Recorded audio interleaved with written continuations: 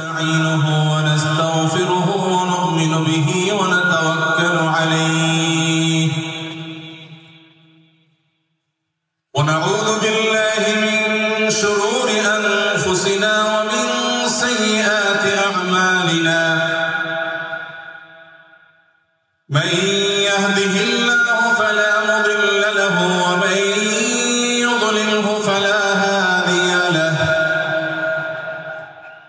وأشهد أن لا إله إلا الله وحده لا شريك له وأشهد أن محمدا عبده ورسوله أرسله بالحق بشيرا ونذيرا وداعيا إلى الله بإذنه وسراجا منيرا أما بعد فقد قال الله تبارك وتعالى في كلامه المجيد وفرقانه الحميد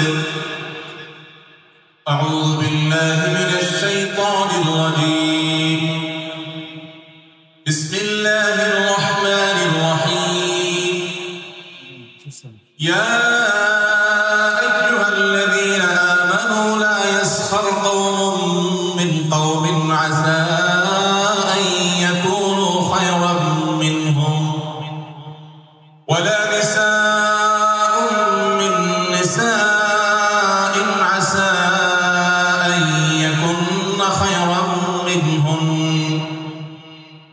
ولا تلمزوا أنفسكم ولا تنابزوا بالألقاب بئس الإثم الفسوق بعد الإيمان ومن لم يتب فأولئك هم الظالمون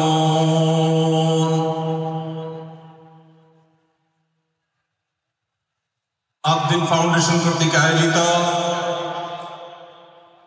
আজকের এই ঐতিহাসিক মাহফিলের সম্মানিত সভাপতি ওয়াজিবুল ইহতিরাম সম্মানিত উলামায়ে কেরাম দূর দূরান্ত থেকে আগত দেশের প্রত্যন্ত অঞ্চল থেকে আসা আমার প্রাণ প্রিয় দিন দরদি ভাইয়েরা এবং পর্দার আড়াল থেকে যে সমস্ত মা বোনরা আমাদের শুনছেন সে সকল মা বোনেরা আল্লাহ রাব্বুল আলামিন আমাদেরকে কোরআনে কারীম থেকে নবী করিম সাল্লাল্লাহু আলাইহি সাল্লামের হাদিস থেকে গুরুত্বপূর্ণ বক্তব্য শোনার জন্য আজ আবদিন সকিনা মেডিকেল কলেজ হসপিটালে এই বিশাল মাঠে সমবেত হওয়ার তৌফিক দিয়েছেন সেজন্য রব্বি কারীমের কাছে আমরা শুকরিয়া জানাই আলহামদুলিল্লাহ। সম্মানিত উপস্থিতি, এই বিশাল বড় জনসমাগম, এই বিশাল বড় ওয়াজ মাহফিল, এই মাহফিলের শৃঙ্খলা রক্ষা করার জন্য এবং মাহফিলটিকে সুচারুরূপে শেষ পর্যন্ত সমাপ্ত করবার জন্য আমাদের প্রত্যেকের সহযোগিতা প্রয়োজন। আমরা অনেকেই বেশ নীরবে নিঃশব্দে আলোচনা শুনছি, আবার এর মধ্যে আশপাশ থেকে বিভিন্ন আওয়াজ শোনা যাচ্ছে। আমি আপনাদেরকে বিনীতভাবে অনুরোধ করতে চাই, সবাই নীরবতা অবলম্বন করুন এবং সবাই শৃঙ্খলা মেনটেন করে চলুন। আমরা কিছুটা অসুবিধা অনুভব করছি, হয়তো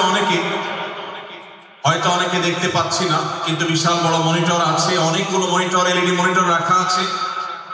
অতএব আমরা যদি একটু ধৈর্য ধারণ করি, মনোযোগ দিয়ে কথা শুনি, তাহলে সেটা আমাদের উপকারে আসবে ইনশাআল্লাহ। আজকের এই মাহফিলে আসার আমাদের যে মূল উদ্দেশ্য, কোরআন এবং হাদিস থেকে আলো গ্রহণ করা, আমাদের জীবনকে কোরআনের আলোতে আলোকিত করা, আল্লাহ এবং তার রাসূল সাল্লাল্লাহু আলাইহি ওয়াসাল্লামের আদর্শে আমাদেরকে আদর্শবান হিসেবে গড়ে তোলা। আমরা সে আদর্শের সঠিক শিক্ষা গ্রহণ করবার প্রয়োজনে প্রত্যেকে ধৈর্য ধারণ করি, সবর করি এবং যে সমস্ত অসুবিধাগুলো আমাদের হচ্ছে, অনেকে দেখতে পাচ্ছেন না, সে অসুবিধাগুলো আজকের এই মাহফিলটি এই মাঠের প্রথম মাহফিল।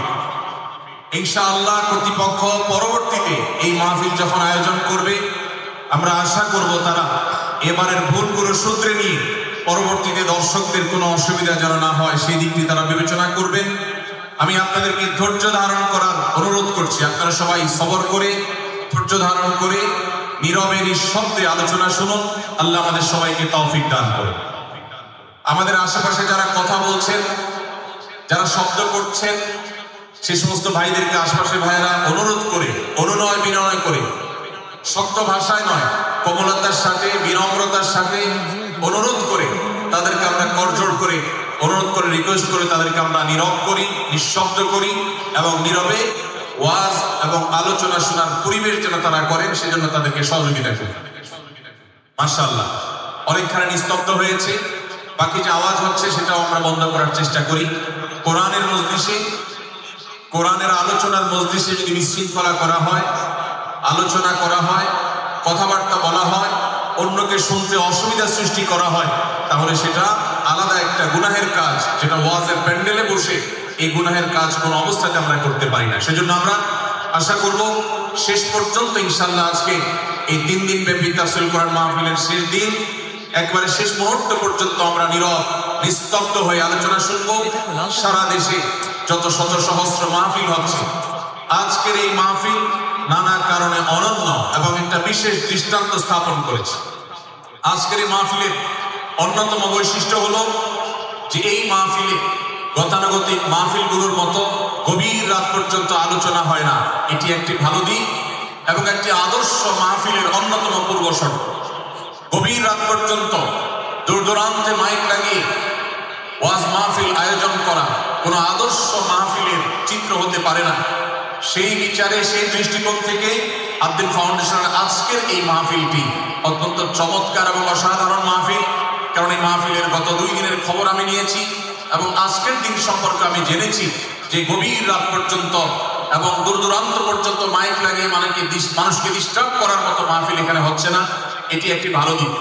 দ্বিতীয়ত হলো ওয়াজ মাহফিল থেকে শুধুমাত্র ওয়াজ বা আলোচনা নয়, এখান থেকে দ্বীনি বই পুস্তক, কোরআন এবং হাদিসের আলোকে রচিত যে সমস্ত ধর্মীয় বই পুস্তক আমাদের প্রয়োজন হয়, সেই সমস্ত বইয়ের প্রয়োজন মেটাবার জন্য আপনারা জানেন এখানে 20-25টি বুক স্টলের ব্যবস্থা করা হয়েছে। বিশাল বড় বই মেলার আয়োজন করা হয়েছে। অর্থাৎ জ্ঞান বিতরণের 2টি মাধ্যম এখানে একসঙ্গে পাওয়া যাচ্ছে। আমরা কোরআন থেকে আলোচনা শুনছি, আবার কোরআন হাদিসের আলোকে রচিত বই পুস্তক আমরা সাথে নিয়ে যেতে পারছি। এটিও এই মাহফিলের একটি বিশেষ বৈশিষ্ট্য।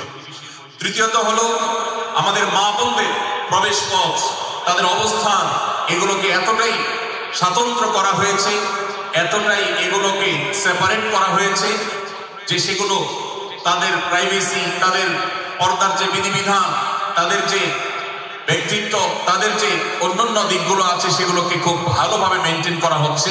এটি একটি আদর্শ মাহফিলের গুরুত্বপূর্ণ দিক।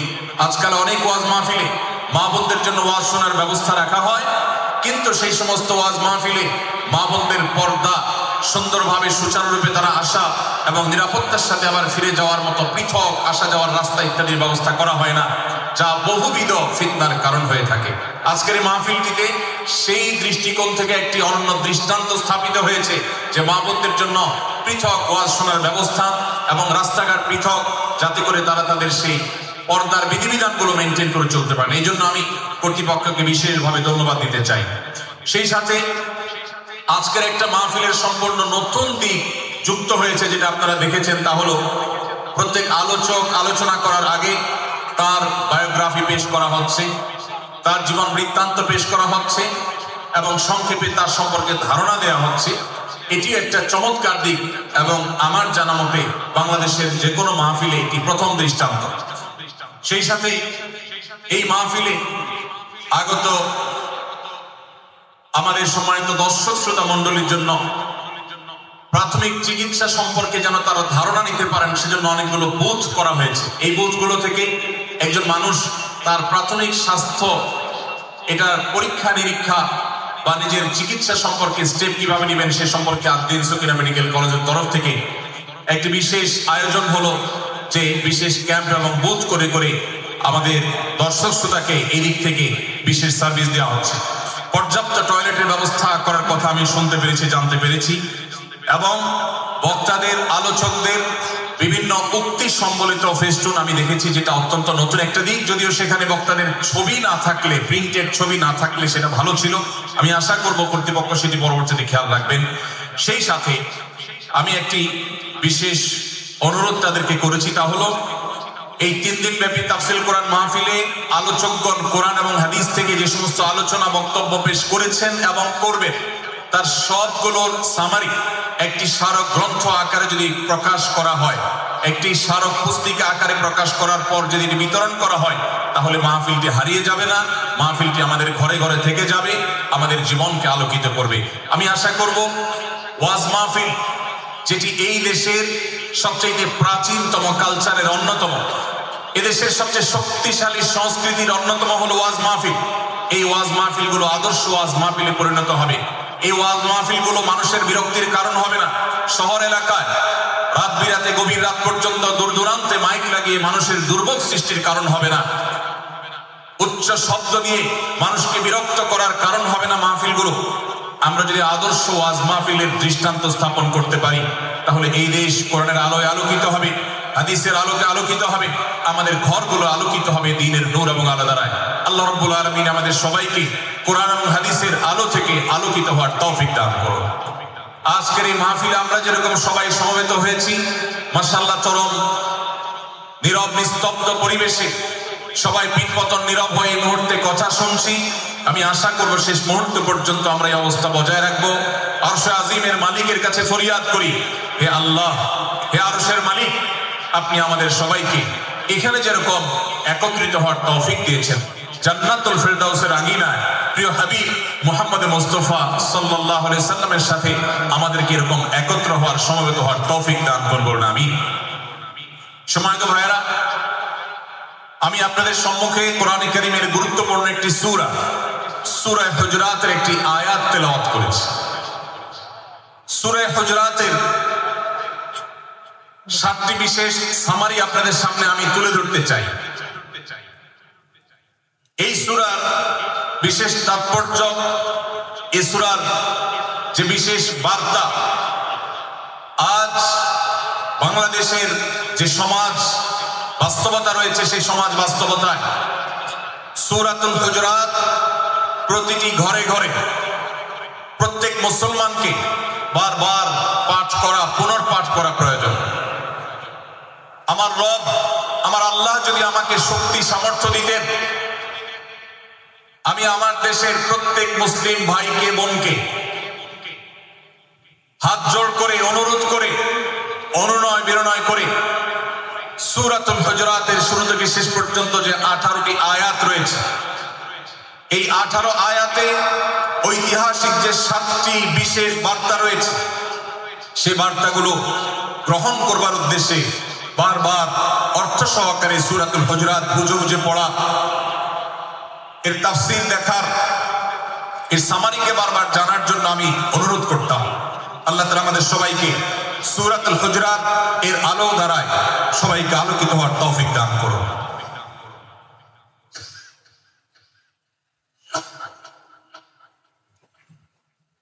সম্মানিত উপস্থিতি, আমি যে সূরার সামারি আপনাদেরকে বলতে যাচ্ছি, যে সূরাকে সামনে রেখে আজকের এই ঐতিহাসিক মাহফিলে কোরআনে কারীমের দেওয়া 7টি বার্তা দিতে চাইছি, সেই সূরার নাম হলো সূরাতুল হুজুরাত।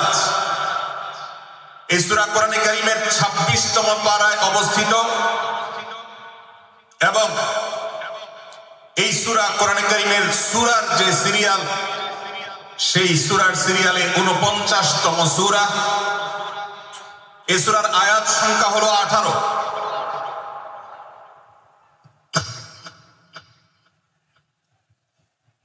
এই সূরার প্রথম থেকে 5ম আয়াত পর্যন্ত, প্রথম এই 5টি আয়াতে আল্লাহ রাব্বুল আলামিন তার প্রিয় নবী মুহাম্মদ মুস্তাফা সাল্লাল্লাহু আলাইহি ওয়াসাল্লাম, সবাই দরুদ পড়ি, সাল্লাল্লাহু আলাইহি ওয়াসাল্লাম, প্রিয় নবীজির নাম শুনলে দরুদ পাঠ করতে হয়, তার জন্য দোয়া করতে হয়, কারণ আল্লাহর হাবিব সাল্লাল্লাহু আলাইহি ওয়াসাল্লাম তার সমগ্র জীবনকে যে কষ্টের মধ্যে পার করেছেন, তার সমগ্র জীবনকে উৎসর্গ করেছেন, তা আপনার আমার হেদায়েতের জন্য, গোটা বিশ্ব মানবতার মুক্তির প্রয়োজনে। যিনি তার জীবনকে, যৌবনকে শেষ করে দিয়েছেন, তার সমগ্র জীবনে কখনো ভোগ, উপভোগ এটিকে কখনো তিনি প্রশ্রয় দেননি, প্রাধান্য দেননি। দিনাতিপাত করেছেন অত্যন্ত কষ্টের সাথে, শত সহস্র বাধার সম্মুখীন হয়েছেন, শুধুমাত্র কিয়ামত পর্যন্ত আগত সকল মুসলিম নরনারীর কাছে যেন কোরআনের বার্তা পৌঁছে যায়, সবাই যেন হেদায়েত প্রাপ্ত হয়ে যায়, সবাই যেন মুক্তি প্রাপ্ত হয়ে যায়, সবাই যেন জান্নাতি হয়ে যায়, সবাই যেন জাহান্নাম থেকে মুক্তি লাভ করে। এই উদ্দেশ্যে তার সমগ্র জীবনকে তিনি উৎসর্গ করেছেন, আমাদের হেদায়েতের জন্য, আমাদের কল্যাণের পথে আহ্বানের জন্য, আমাদের জান্নাতে নেওয়ার জন্য, যার সমগ্র জীবনে কখনো ভোগ উপভোগকে প্রশ্রয় দেননি, কষ্টে নিপতিত হয়েছেন।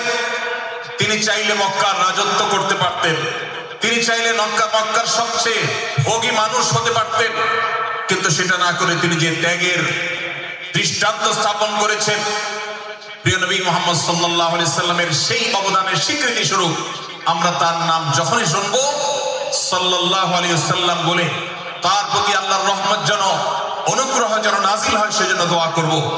আল্লাহ তাআলা তার হাবিবকে রহমত এমনিতেই দান করবেন, আপনি আর আমি তার জন্য রহমতের দোয়া করার মধ্য দিয়ে আমরা সৌভাগ্যবান মানুষের কাতারে শামিল হতে পারবো। তো আমি যেটি বলছিলাম, সূরাতুল হুজুরাতের 1 থেকে 5 নম্বর আয়াত পর্যন্ত এই 5টি আয়াতে আল্লাহ রাব্বুল আলামিন প্রিয় নবী সাল্লাল্লাহু আলাইহি ওয়াসাল্লামের সাথে আদব এবং শিষ্টাচারের শিক্ষা দিয়েছেন মানব জাতিকে।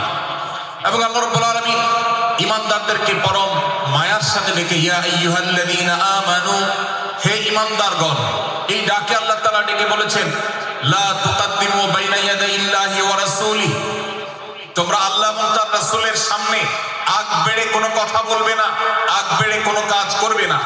একজন ঈমানদার, একজন মুসলমান, তার এই শিষ্টাচারের শিক্ষা তার জীবনে ধারণ করতে হবে। যখনই আল্লাহ কোনো কথা বলেছেন, আল্লাহ রাসূল সাল্লাল্লাহু আলাইহি সাল্লাম কোনো কথা বলেছেন, এটি নিশ্চিত হতে পারবো আমরা, তখন একজন ঈমানদার আর কখনো সেটার উপর কোনো কথা বলবে না, আগ বেড়ে কোনো কিছু করবে না, কোনো প্রকার সীমা লঙ্ঘন করবে না। ক্বালাল্লাহ ক্বালার রাসূল, আল্লাহ বলেছেন, আল্লাহ রাসূল বলেছেন, এটি শোনার পর সে তার আপাদমস্তককে সারেন্ডার করবে, সে নিজেকে আত্মসমর্পণ করবে। এরপর তার কোনো যুক্তিকে, কোনো বুদ্ধিকে, তার কোনো মতামতকে সে সেখানে আর দাঁড় করাবার চেষ্টা করবে না। এটা একজন শিষ্টাচার বিশিষ্ট ঈমানদারের বৈশিষ্ট্য।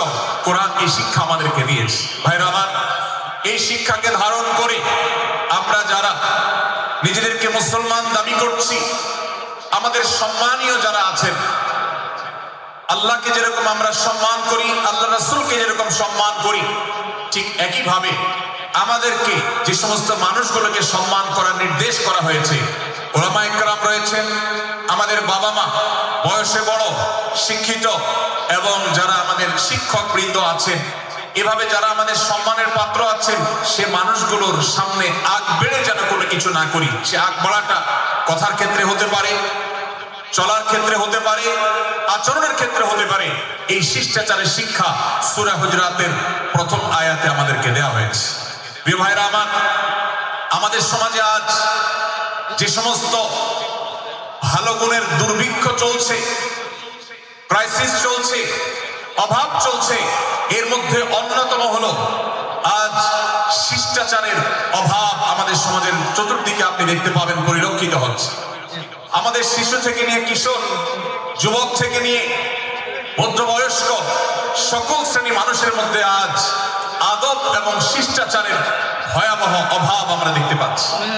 বিশেষ করে পশ্চিমা সংস্কৃতিকে আমাদের এই স্বদেশে, আমাদের এই মুসলমানদের সমাজে জোর করে পুশ করাবার, সেই সমস্ত এজেন্ডাকে বাস্তবায়ন করবার যে প্রচেষ্টা এদেশের এক শ্রেণীর মানুষকে করতে দেখা যায়, তারা এদেশের সমাজের খাঁজে বাজে থাকা ইসলামের কৃষ্টি, কালচার এবং সংস্কৃতিগুলোকে ধুয়ে মুছে পরিষ্কার করবার জন্য শত সহস্র উদ্যোগ নিয়েছে। আমাদেরকে কোরআনের শিক্ষা ধারণ করে, কোরআনের শিক্ষাকে প্রচার করে, কোরআনের শিক্ষাকে প্রতিষ্ঠিত করে ব্যক্তির মধ্যে, ঘরে, পরিবারে, সমাজে, রাষ্ট্রে, সংবিধানে, আইনে, সংসদে, সর্বত্র কোরআনের শিক্ষাকে বাস্তবায়ন করে সেই সমস্ত বিন্দেশী অপসংস্কৃতি চাপিয়ে দেওয়ার ষড়যন্ত্রকে মোকাবেলা করতে হবে ইনশাআল্লাহ। ভাইরা আমার, আর সেজন্য সূরা হুজুরাতের এই শিষ্টাচারের শিক্ষা আমাদের জীবনে খুবই গুরুত্বপূর্ণ। আমরা যখনই কোনো সম্মানীয় ব্যক্তির কাছে আমরা থাকব, তাদের কথার উপরে কথা বলা, তাদের সাথে তর্ক করা, তাদের সামনে আগ বেড়ে কথা বলা, এমনকি তারা যখন চলবেন তাদের সামনে সামনে হাঁটা, এই সবগুলো কোরআনের এই শিষ্টাচারের যে শিক্ষা আছে এর পরিপন্থী। নবী সাল্লাল্লাহু আলাইহি সাল্লামের সময়কার একটি ঘটনা, এক ব্যক্তি তার বাবার সাথে হেঁটে যাচ্ছিলেন, বোঝা যাচ্ছিল না যে তাদের মধ্যে বাবাকে সন্তানকে। অনেক সময় বাপ সন্তানের বাহ্যিক ভাবে দেখে বোঝা যায় না, এরকম কোনো কোনো ক্ষেত্রে হয়। জিজ্ঞেস করা হলো তাদেরকে, তোমাদের মধ্যে বাবাকে সন্তানকে? বলা হলো যে অমুক বাবা অমুক সন্তান। তখন নির্দেশনা দেওয়া হলো যে সন্তান তার হাঁটা এবং চলার মধ্য দিয়ে এই বিনয়ের প্রকাশ ঘটাতে হবে, আনুগত্যের প্রকাশ ঘটাতে হবে, সম্মান এবং শ্রদ্ধার প্রদর্শন করতে হবে, যার মধ্য দিয়ে বোঝা যায় যে কে সন্তান আর কে বাবা, এর জন্য জিজ্ঞেস করতে না হয়। আজ আমাদের যারা তরুণ আছি, আমরা যুবক আছি, আমরা অনেকেই পশ্চিমা সংস্কৃতি দ্বারা প্রভাবিত হয়ে আমরা শিষ্টাচারের এই গণ্ডি এবং সীমানা পার হয়ে চলে গেছি। কোরআন আমাদেরকে শিষ্টাচারের শিক্ষা দিচ্ছে যে আমরা সিনিয়রদের সামনে বিনয়ের সাথে আচরণ করব, তাদের সামনে সামনে চলা থেকে বিরত থাকবো, যথাসম্ভব তাদেরকে অনুসরণ করার চেষ্টা করব, তাদের সাথে কথা হবে, তাদের আগ বেড়ে কথা হবে না, তাদের কোনো জিজ্ঞাসা থাকলে সেটার উত্তর হবে বিনয়ের সাথে। এই শিষ্টাচারের শিক্ষা আমাদেরকে দেওয়া হয়েছে। এবং একইভাবে সূরা হুজুরাতের প্রথম বার্তার মধ্যে নবী সাল্লাল্লাহু আলাইহি সাল্লামের সাথে আরেকটি শিষ্টাচার শেখানো হয়েছে, তা হলো আল্লাহ রাব্বুল আলামিন আমাদের কণ্ঠকে, আমাদের আওয়াজকে, আমাদের কথাকে নবী সাল্লাল্লাহু আলাইহি সাল্লামের কথার চাইতে যেন আগ বেড়ে না যায়, তার চাইতে যেন উঁচু কণ্ঠে আমরা কথা না বলি, তার চাইতে যেন উচ্চ স্বরে কথা না বলি, সেই শিক্ষা দিয়েছেন। সেই শিষ্টাচারের শিক্ষা আমাদেরকে দেওয়া হয়েছে। ভাইরা আমার, নবী সাল্লাল্লাহু আলাইহি সাল্লামের সাহাবীরা নবী সাল্লাল্লাহু আলাইহি সাল্লামের প্রতি আদব এবং শিষ্টাচার এত বেশি প্রদর্শন করতেন যে নবী করিম সাল্লাল্লাহু আলাইহি সাল্লামের প্রতি এই শিষ্টাচারের কথা যখন বলা হয়, সাহাবীরা অনেকে নবী করিম সাল্লাল্লাহু আলাইহি সাল্লামের সাথে কথা বলতে রীতিমতো ইতস্তত বোধ করছিলেন যে কিভাবে কথা বলবো, না জানে জোরে হয়ে যায় এবং তাতে না জানে আমি বেয়াদবের কাতারে শামিল হয়ে যাই, শিষ্টাচার বহির্ভূত কাজ করে ফেলি। এবং আল্লাহ তাআলা যে সতর্কীকরণ করেছেন সূরা হুজুরাতের এই 1 থেকে 5 নম্বর আয়াতের মধ্যে, তার আওতায় আমি না জানে পড়ে যাই। তখন সাহাবায়ে কেরাম বিনয় এবং বিনম্রতা অবলম্বন করেছেন এবং তারা একরকম বিপাকে পড়ে গেছেন। এতটা তারা সভ্য ছিলেন, এতটা তারা নম্র ছিলেন, এতটা তারা বিনম্র আচরণ করতেন নবীজির সাথে। ভাইরা আমার, এই বিষয়টিও আমরা শুধুমাত্র আমাদের প্রিয় নবীজির জন্য নয়, এটি আমাদের মা বাবা, আমাদের সম্মানের পাত্র যারা আছেন, আমাদের বয়সে যারা সিনিয়র আছেন, তাদের সামনে কথা বলার সময় আমরা মেনটেন করে চলবো। অর্থাৎ আমরা উচ্চ কণ্ঠে তাদের সামনে কথা বলবো না। এই মাহফিলে এখনো শত শত হাজারো মানুষ হয়তো এমন আছেন যারা মায়ের সামনে, বাবার সামনে, বড় ভাইয়ের সামনে, শিক্ষকের সামনে, সিনিয়রদের সামনে, মুরব্বীদের সামনে, ওলামাদের সামনে উচ্চ কণ্ঠে কথা বলেন। প্রিয় ভাইরা আমার, আমরা মুসলমানদের সন্তান, আমরা মুহাম্মদ সাল্লাল্লাহু আলাইহি সাল্লামের উম্মত, আমরা আবু বকর, ওমর, ওসমান, আলী রাদিয়াল্লাহু আজমাইনের অনুসারী, আমরা কোরআনের অনুসারী। কোরআনের অনুসারী কখনো বেয়াদব হতে পারে?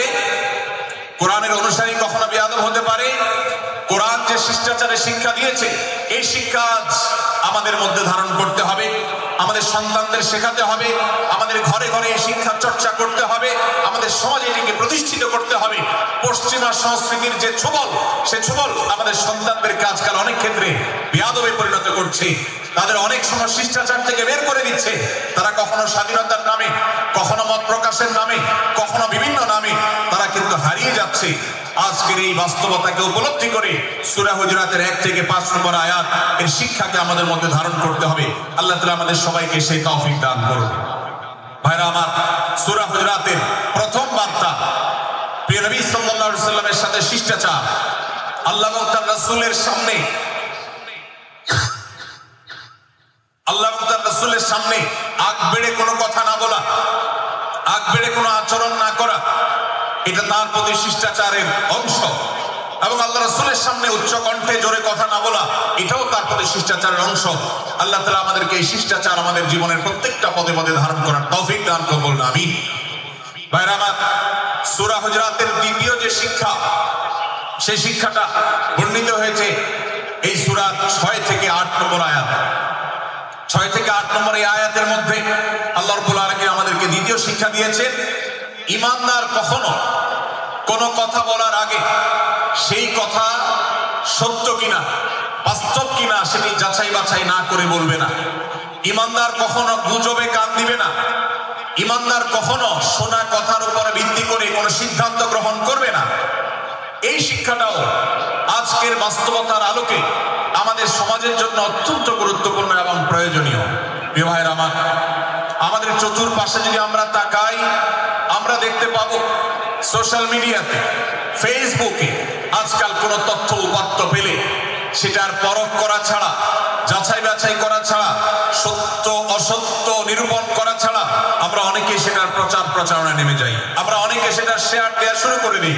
আমরা অনেকে এটার উপর ভিত্তি করে অনেককে নিন্দা মন্দ করা শুরু করে দিই।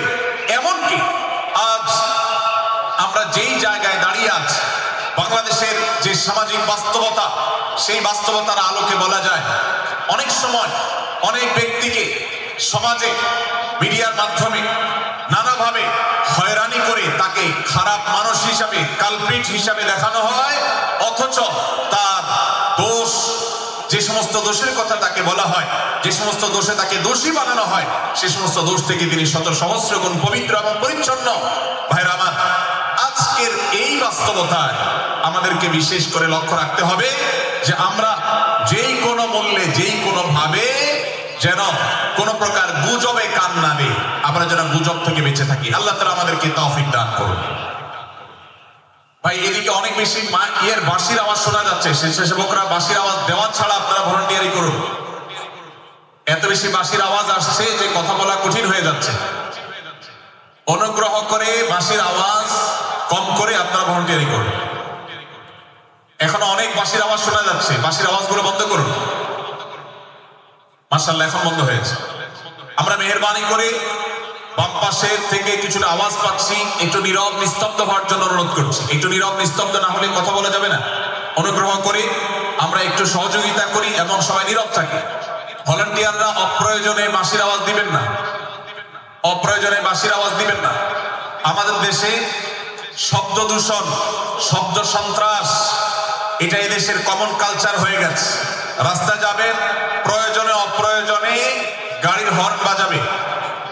যে কোনো প্রোগ্রামে যাবেন, প্রয়োজনে অপ্রয়োজনে বাঁশি বাজানো হবে। কদিন আগে 31st নাইট গেছে, আপনারা দেখেছেন। এত প্রচার প্রচারণা, এত সতর্কীকরণের পরেও, আইন শৃঙ্খলা রক্ষাকারী বাহিনী এত সতর্ক থাকার পরেও আপনারা দেখেছেন এক শ্রেণীর বুদ্ধি প্রতিবন্ধীরা তারা 31st নাইট উদযাপনের নামে শব্দ সন্ত্রাস করেছে। শত শত হাজার মানুষের কষ্টের কারণ হয়েছে। প্রিয় ভাইরা আমার,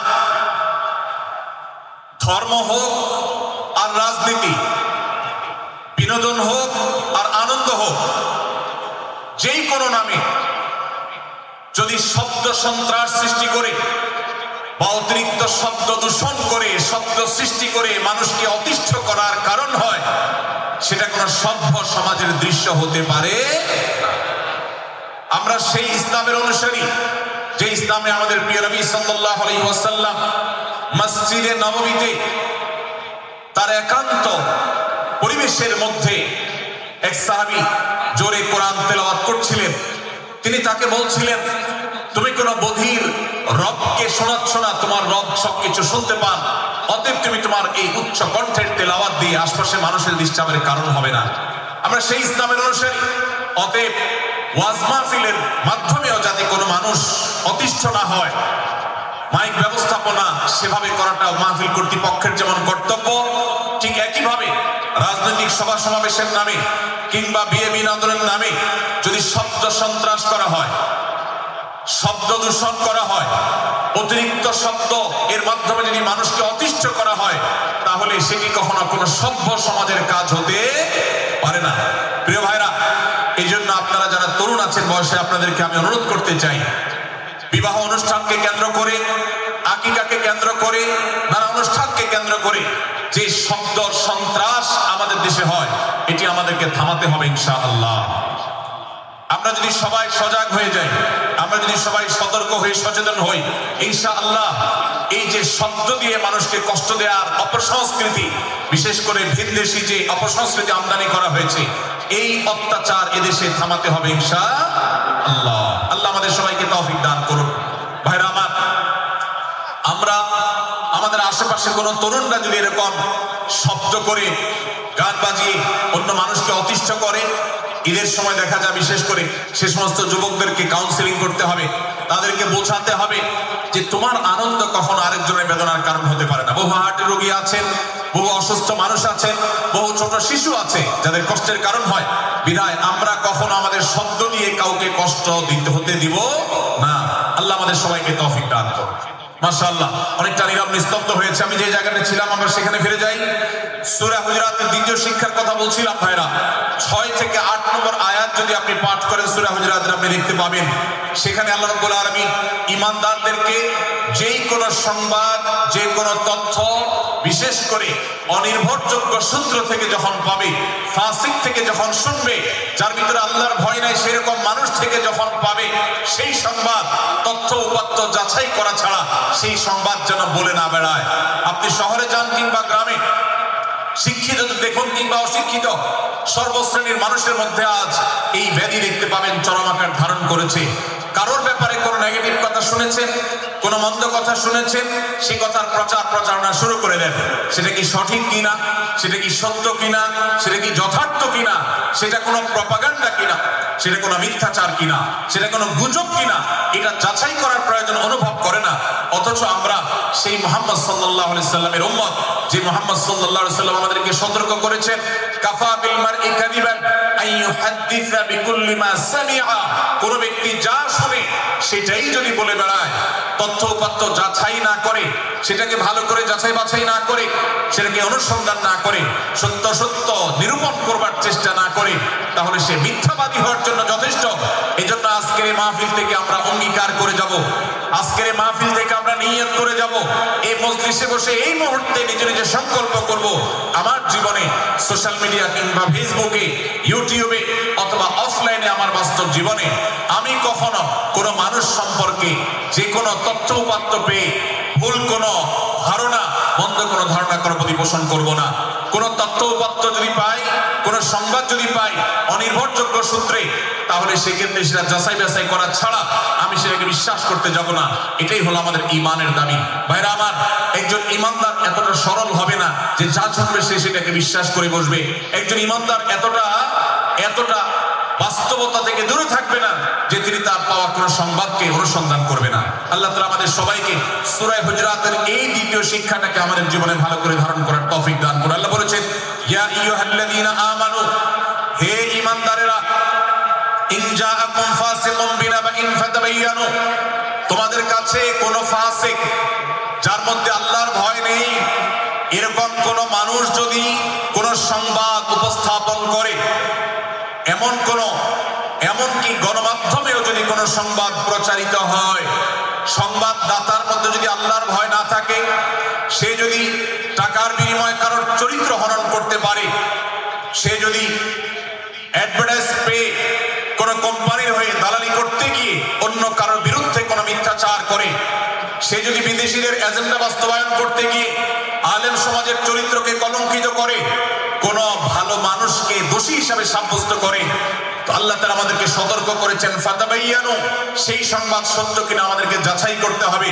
আন তুসিবু কওমান বিজাহালা ফাতুসবিহু আলা মা ফাআলতুম নাদিমিন, যদি আমরা যাচাই বাছাই না করি, যা শুনি সেটাকে বিশ্বাস করতে থাকি, তাহলে আমরা এক সময় লজ্জিত হতে হবে, অনুতপ্ত হতে হবে আমাদের এই ভুল অবস্থানের কারণে। এজন্য ভাইরা, আজকের এই মাহফিল থেকে আমরা প্রতিশ্রুতি নিজের সঙ্গে নিজে দিয়ে যাব যে আমরা কখনো কোনো তথ্য উপাত্ত পেলে, কোনো সংবাদ পেলে, সেটাকে বিশেষ করে কারোর চরিত্র সম্পর্কিত যদি হয়, কারোর সম্পর্কে নেগেটিভ যদি হয়, তাহলে সেটাকে বিশ্বাস করবার আগে ভালো করে অনুসন্ধান করব। যতক্ষণ আমি নিশ্চিত না হব ততক্ষণ পর্যন্ত সেটার প্রচার করব না। আল্লাহ তাআলা আমাদের সবাইকে কোরআনের এই শিক্ষাটাও আমাদের জীবনে ধারণ করবার তৌফিক দান করুন। ভাইরা আমার, দ্বিতীয় যে শিক্ষা সূরা হুজুরাতের, সেটি হলো আল্লাহ রাব্বুল আলামিন সূরা হুজুরাতের 9 এবং 10 নম্বর আয়াতে ইমানদারদের মধ্যে যদি কখনো মতভিন্নতা, মতপার্থক্য, এটা যদি মারামারিতে পরিণত হয়, ইমানদারদের মধ্যে যদি কখনো দুই পক্ষ গন্ডগোল এবং ফাসাদের মধ্যে লিপ্ত হয়ে যাওয়ার মতো দৃশ্যের অবতারণা হয়, তাহলে আমরা যেন আমাদের মুসলমান ভাইদের ঘর পোড়ার মধ্যে আলু পোড়া দিতে না যাই। আমরা যেন আমাদের মুসলমান ভাইদের মধ্যকার বিভেদকে আরো বৃদ্ধি করতে সহায়তা না করি। আমরা যেন মীমাংসার পথ অবলম্বন করি। আমরা যেন তাদের মধ্যকার সম্পর্কে যে অবনতি হয়েছে সেটাকে দূর করবার চেষ্টা করি। আল্লাহ রাব্বুল আলামিন এই নির্দেশ দিতে গিয়ে বলেছে, ওয়া ইন তাইফাতান মিনাল মুমিনিনা ফাতাতালু, যদি ইমানদারদের দুটি দল, দুটি গ্রুপ নিজেদের মধ্যে মারামারিতে লিপ্ত হয়ে যায়, ফাসলিহু বাইনাহুমা, তাহলে তোমরা সেই বিবাদমান দুটি দলকে মীমাংসা করবার চেষ্টা করবে। আজ আমাদের মধ্যে এরকম বহু বিষয়কে কেন্দ্র করে মুসলমানদের মধ্যে অনেক সময় মুখোমুখি অবস্থান আমরা দেখতে পাই, যা দুর্ভাগ্যজনক, যা হওয়ার কথা ছিল না। এমনকি জাগতিক বিষয়ে যেমন হয়, ধর্মের নামে, ইসলামের নামে আজ আমরা হাজার হাজার টুকরা হয়েছি। আজ গোটা বিশ্বে আমাদের মুসলমানদের যে অবস্থান দুর্বল হয়েছে, এর অন্যতম প্রধান কারণ হলো আমাদের অনৈক্য। আমরা যদি আজ আহলে কিবলা, আহলে সুন্নাহ ওয়াল জামাআতের অনুসারীরা নানান মত এবং পথের অনুসারী হওয়া সত্ত্বেও, নানান থট এবং পন্থার অনুসারী হওয়া সত্ত্বেও, আমরা যদি মৌলিক বিষয়গুলোর উপর সবাই ঐক্যবদ্ধ থাকতাম, আমরা যদি আল্লাহ তাআলার দেওয়া ইত্তেহাদ মাল ইখতিলাফ, বৈচিত্র্যময় ঐক্য, বিভিন্ন বিষয় মতভিন্ন থাকা সত্ত্বেও মৌলিক বিষয়ে ঐক্যমতে আমরা যদি থাকতে পারতাম, আমাদের মধ্যে যদি মুসলিম ভ্রাতৃত্ববোধ থাকতো, আমাদের মধ্যে যদি বলয় ভিত্তিক যে দেয়াল আর প্রাচীরগুলো আছে সেগুলো যদি না থাকতো, তাহলে আজ বাংলাদেশের বাস্তবতা হলো, বাংলাদেশে আল্লাহর কোরআন, আল্লাহ রাসূল সাল্লাল্লাহু আলাইহি ওয়াসাল্লামের হাদিসের আলোকে বাংলাদেশ আজ অটোমেটিক পরিচালিত হতো, ঠিক কিনা বলেন? আমরা যদি আজ ঐক্যবদ্ধ থাকতাম, তাহলে এদেশে হাতে গোনা যাবে এরকম স্বল্প সংখ্যক নাস্তিকেরা, ইসলাম এবং মুসলমানদের শত্রুরা, তারা আমাদেরকে নিয়ে তারা আজ যে খেলা খেলছে, আমাদেরকে যে তারা শাসন করছে, আমাদেরকে যে তারা তাদের অধীনস্থ করে রাখছে, আমাদের উপরে যে আজ ভিনদেশি কালচার চাপিয়ে দিচ্ছে, আমাদের উপরে তারা যে আজ কর্তৃত্ব করছে, আমাদেরকে আজ টুকরা টুকরা করছে, এই দুঃসাহস তারা কোনোদিন দেখাতে পারতো না যদি আমরা ঐক্যবদ্ধ থাকতাম। ভাইরা আমার, এই জন্য আমরা সব বিষয়ে সবাই একমত হব না। আজকের মাহফিলে যত মানুষ এসেছে সবাই সব বিষয়ে একমত নন। এমনকি আজকের এই মাহফিল কর্তৃপক্ষ যে আয়োজন করছেন 3 দিন ব্যাপী, এই মাহফিলে আপনারা দেখেছেন এখানে কওমি এবং আলিয়া উভয় জায়গা থেকে বক্তা নির্বাচন করা হয়েছে, অসাধারণ সমন্বয় করা হয়েছে। এটি একটি ঐক্যের বার্তা। আমরা আশা করব মাঠ পর্যায়ে আমরা যারা কাজ করব, আমরা প্রত্যেকে আমাদের অন্য মতের, ভিন্ন মতের যে সমস্ত মুসলমান ভাইরা আছে, তার সাথে আপনার কোনো থটগত মত পার্থক্য থাকতে পারে, চিন্তাগত কোনো ভিন্ন মত থাকতে পারে, কিন্তু দিন শেষে তিনি আপনার মুসলমান ভাই। তার আল্লাহ আর আপনার আল্লাহ এক, তার রাসূল এবং আপনার রাসূল এক, তার কিবলা এবং আপনার কিবলা এক, তার কোরআন আর আপনার কোরআন এক, তার নামাজ আর আপনার নামাজ এক, তার রোজা আর আপনার রোজা এক, তার যাকাত এবং আপনার যাকাত এক, তার সাথে আপনার মোটা এবং মৌলিক বিষয়ে কোনো মত পার্থক্য নেই। অতএব ছোটখাটো বিষয়কে কেন্দ্র করে আপনি যদি তাকে আপনার প্রতিপক্ষ মনে করেন, আপনি যদি তাকে আপনার শত্রু মনে করেন, এটা হবে আপনার ইসলামের জন্য, আপনার জন্য, এদেশের মুসলমানদের জন্য সবচেয়ে বড় ভুল। ভাইরা আমার, হারদুই হযরত আশরাফ আলী থানভী রহমাতুল্লাহ আলাইহির সর্বশেষ খলিফা আবুল হক সাহেব রহমাতুল্লাহ আলাইহি বলতেন, दीन के हर काम करने वालों को रफीक समझो, फरीक न समझो। যারাই আল্লাহর দ্বীনকে বুলন্দ করবার জন্য, যারাই আল্লাহর দ্বীনকে সেবা দেওয়ার জন্য, খেদমত করার জন্য কাজ করছে, তার পদ্ধতি তোমার থেকে ভিন্নতর হতে পারে। তাকে তুমি তোমার বন্ধু মনে করো, সহযাত্রী মনে করো, পথযাত্রী মনে করো, সহযোদ্ধা মনে করো, তোমার প্রতিপক্ষ মনে করবে না। প্রিয় ভাইরা আমার, আজ বাংলাদেশে ইসলাম যতটা পিছিয়ে আছে তার প্রধান কারণ হলো আমাদের অনৈক্য। আজ আমরা যদি আমাদের মধ্যকার যে সমস্ত দেয়াল এবং প্রাচীরগুলো, অদৃশ্য প্রাচীরগুলো উঠে আছে, যেগুলো আমাদের মুসলিম ভ্রাতৃত্বকে ভেঙে খান খান করে দিয়েছে, টুকরো টুকরো করে দিয়েছে, যদি আজ আমরা সে সমস্ত অদৃশ্য প্রাচীরগুলো দূরে সরাতে পারতাম, আমার ভিন্ন মতের ভাইকে যদি আমার ভাই মনে করতে পারতাম, তার যদি আমি কল্যাণকামী হতে পারতাম, আল্লাহর কোরআনের ঘোষণা অনুযায়ী এই মুসলমানদের ঐক্যবদ্ধ শক্তিকে দমাবার শক্তি পৃথিবীর কারোর নাই, কারোর নাই, কারোর নাই। আজ আমার ভাইয়েরা ফিলিস্তিনে মার খাচ্ছে, যদি আজ গোটা বিশ্বের মুসলমানরা আমরা ফিলিস্তিনে মুসলমানদের উদ্ধারের ব্যাপারে ঐক্যবদ্ধ থাকতাম, ফিলিস্তিনে মুসলমানের দিকে চোখ তুলে তাকাবার শক্তি বিশ্বের কোনো কাফেরদের থাকতো না। আজ যদি আমরা আমাদের মুসলমান নির্যাতিত ভাইদের ব্যাপারে সারা বিশ্বের মুসলমানরা ঐক্যবদ্ধ অবস্থান গ্রহণ করতে পারতাম, মুসলমানের দিকে চোখ তুলে তাকাবার শক্তি বিশ্বের কোনো কারোর থাকতো না। ভাইরা আমার, গোটা বিশ্বে ঐক্য প্রতিষ্ঠা করা আপনার আমার মতো সাধারণ মানুষের দ্বারা হয়তো সম্ভবপর হবে না, কিন্তু আমরা যারা মাঠ পর্যায়ে কাজ করছি, আমি আপনাদেরকে করজোর করে অনুরোধ করতে চাই। আমি জানি আপনার এলাকাতে, আপনার মহল্লাতে আপনার সাথে অন্য মুসলমান ভাইদের অনেক ক্ষেত্রে মতভিন্নতা আছে। সেটা রাজনৈতিক দৃষ্টিভঙ্গির ক্ষেত্রে হতে পারে, সেটা ধর্মীয় থট এবং মানহাজ, মাযহাব, মাসলাকগতভাবে হতে পারে, সেটা অন্য কোনো ইস্যু ভিত্তিক মত পার্থক্য হতে পারে। আল্লাহর জন্য, আল্লাহর ওয়াস্তে, আল্লাহর ওই আয়াতকে মেনে আমল করার চেষ্টা করি আমরা। আল্লাহ বলেছেন, ওয়া'তাসিমু বিহাবলিল্লাহি জামিআন ওয়া লা তাফাররাকু, তোমরা আল্লাহর রশিকে সবাই ঐক্যবদ্ধভাবে আঁকড়ে করে ধরো, ঐক্যবদ্ধভাবে আল্লাহর রশিকে আঁকড়ে ধরো, তোমরা পরস্পর বিচ্ছিন্ন হয়ে যেও না। আমরা অনেক ফরজের কথা শুনেছি, নামাজ রোজা ফরজ আমরা জানি, বাবা মার প্রতি সদ্ব্যবহার করার ফরজের কথা আমরা জানি, আত্মীয়তার সাথে সুসম্পর্ক, আত্মীয়তার বন্ধন রক্ষার কথা আমরা জানি, ফরজ হওয়ার কথা জানি, কিন্তু মুসলমানদের ঐক্যবদ্ধ থাকতে হবে এই ফরজের কথা আমরা অনেকেই জানি না। ভাইরা আমার, মুসলমানদেরকে আল্লাহ রাব্বুল আলামিন ঐক্যবদ্ধ থাকার নির্দেশ দিয়েছেন। এই ঐক্যটা এর মানে এই নয় যে সবাই এক মতের হয়ে যাবে সব বিষয়ে। বিভিন্ন বিষয়ে আমাদের মধ্যে মত পার্থক্য থাকবে, তারপরে আমরা একে অন্যের সহযোদ্ধা হব, সহযাত্রী হব, আমরা একে অন্যের কল্যাণকামী হব, একে অন্যের ভালো চাইব। আমার ভিন্ন মতের মুসলমানের কোনো ক্ষতিতে আমি খুশি হব না, তার ক্ষতিতে আমি কষ্ট পাবো, তার সাফল্যকে আমি এনজয় করব, আনন্দিত হব। এটা যদি করতে না পারি তো আমি কখনো খালেস এবং সাচ্চা মুসলমান হতে পারলাম না। আল্লাহ তাআলা আমাদের অন্তরগুলোকে উদার করে দিন, ব্রড করে দিন, প্রশস্ত করে দিন, বড় করে দিন, উম্মার ঐক্যের প্রয়াসী হওয়ার তৌফিক দান করুন, আমিন। ভাইরা আমার, আমরা মহল্লায় মহল্লায়, এলাকায় এলাকায়, মসজিদে মসজিদে আমাদের নিজস্ব মনে, নিজস্ব অঙ্গনে আমরা চেষ্টা করব ভিন্ন ভিন্ন মতের মুসলিম ভাইকেও আমার ভাই হিসাবে আঁকড়ে ধরার, আপন করা। ডক্টর খন্দকার আব্দুল্লাহ জাহাঙ্গীর রাহিমাহুল্লাহ এই অঞ্চলের সন্তান।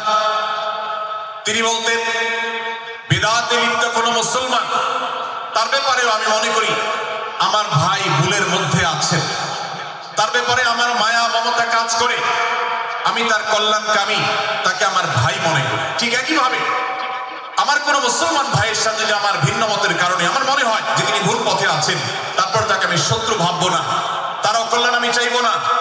আজ বাংলাদেশের বাস্তবতা যদি আমরা তাকাই, দেখতে পারবো ইসলাম এবং মুসলমানদের যত শত্রু আছে, আমরা দেখেছি গত কয়েক যুগ ধরে তাদের নিজেদের মধ্যে হাজারো বিভক্তি, হাজারো মত পার্থক্য থাকা সত্ত্বেও মুসলমানদের শত্রুতা করার ব্যাপারে তারা সবাই ঐক্যবদ্ধ। অথচ আমরা মুসলমানরা আমাদের আল্লাহ, আমাদের রাসূল, আমাদের কোরআন, আমাদের কিবলা, আমাদের সবকিছু এক হওয়া সত্ত্বেও ছোটখাটো বিষয়কে নিয়ে আমরা আমাদের মধ্যকার বিভেদের প্রাচীরগুলোকে দাঁড় করিয়ে রেখেছি, যার কারণে আমরা গোটা বিশ্বে যেমন মার খাচ্ছি, আমাদের এই প্রিয় মাতৃভূমিতেও আমরা সংখ্যায় সবচেয়ে বেশি হয়েও আমরা কালচারালি মাইনরিটি হয়ে আছি, সংস্কৃতিতে আমরা সংখ্যালঘু হয়ে আছি। সব ক্ষেত্রে আমাদেরকে ইগনোর করা হয়। 4 লক্ষ মসজিদের দেশে 4 লক্ষ ইমাম আছেন, 4 লক্ষ মুয়াজ্জিন আছেন। এই মসজিদগুলো এদেশে এর নেটওয়ার্ক যতটা শক্তিশালী, এদেশের সকল রাজনৈতিক দলগুলোর নেটওয়ার্ককে যদি একত্র করা হয়, মসজিদগুলোর মতো এতটা শক্তিশালী নেটওয়ার্ক এদেশের সমাজে নাই। কিন্তু ওলামা ইকরামকে ইগনোর করা হয়, মুসলমানদের ইগনোর করা হয়। এদেশের আইনে কোরআন এবং সুন্নাহ, এদেশের মুসলমানদের ধ্যান ধারণাকে কখনো বিবেচনায় আনা হয় না। এই যে মুসলমানদের আজ দুরবস্থা, এর অন্যতম প্রধান কারণ হলো আমাদের হাজার হাজার ভাগে বিভক্তি। এই বিভক্তির দেয়ালগুলোকে তুলতে হবে কি হবে না? যদি হয় তাহলে আপনি নিজে থেকে শুরু করে দিন। আপনি যেই মতে লালন করেন না কেন, আপনার ভিন্ন মতের মুসলমানকে আপনি ভাই মনে করবেন, তার সাথে বুক মেলাতে আপনার কষ্ট হবে না, তার সাথে বসতে আপনার অসুবিধা হবে না। ভিন্ন মতের আলেম, এক মতের আলেম আরেক মতের আলেমের সাথে বসতে অসুবিধা হবে না। এক মতের অনুসারী আরেক মতের অনুসারীকে ভাই বলতে অসুবিধা হবে না। আমরা সোশ্যাল মিডিয়াতে নিজেদের মধ্যে কামড়াকামড়ি করব না, নিজেদের মধ্যে আমরা ঝগড়া বিবাদ করব না। এবং যদি কেউ বিবাদে লিপ্ত হয়, সূরা হুজুরাতের 9 এবং 10 নম্বর আয়াতের শিক্ষা বলছে, মুসলমানদের মধ্যে দুটি দল যদি মারামারিতে লিপ্ত হয়, তুমি সেখানে গিয়ে খোঁচাখুচি করে মারামারি বাড়ানোর তো প্রশ্নই ওঠে না। বরং আল্লাহ বলছেন যে ফাসলিহু বাইনাহুমা, তাদের উভয়ের মধ্যে মীমাংসা করবার জন্য তুমি উদ্যোক্তা হও, তুমি উদ্যোগী হও। ভাইরা আমার, আমরা অনেকেই হয়তো জেনে থাকবো মিথ্যা এটা আল্লাহর জমিনের সবচেয়ে বড় জঘন্য অপরাধগুলোর মধ্যে থেকে একটি। একজন মুসলমান কোন অবস্থাতে মিথ্যা বলতে পারে না।